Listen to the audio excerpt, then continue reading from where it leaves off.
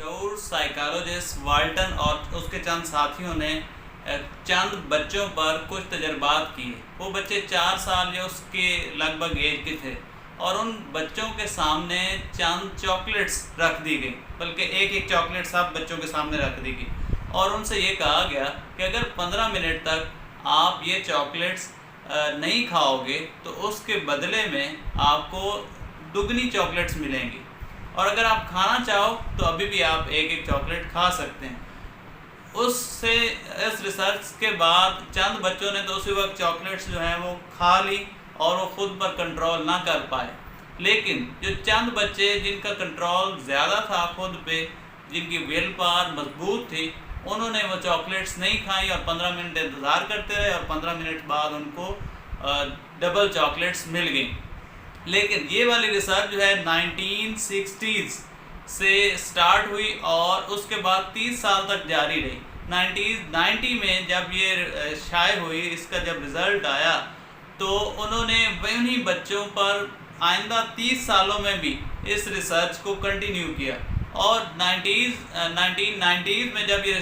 research شائع ہوئی تو اس وقت انہوں نے ان بچوں کا سارا جو ڈیٹا نکالا، تو اس میں انہوں نے یہ بتایا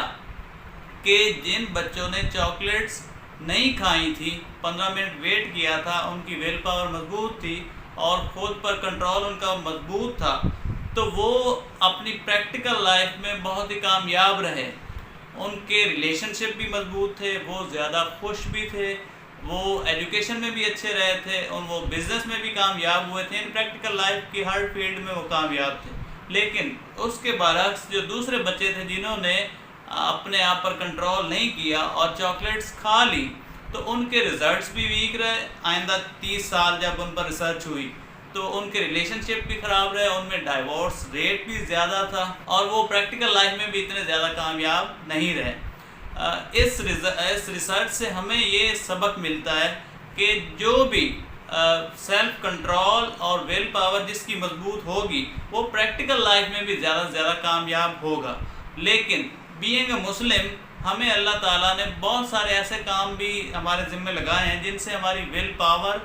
اور سیلف کنٹرول جو ہے وہ مضبوط ہوتا ہے، یعنی اس میں ہمیں مدد ملتی ہے، جیسے روزہ رکھنا، صبح کی نماز پڑھنا، کسی کی مدد کرنا، پیسے کی محبت ہونے کے باوجود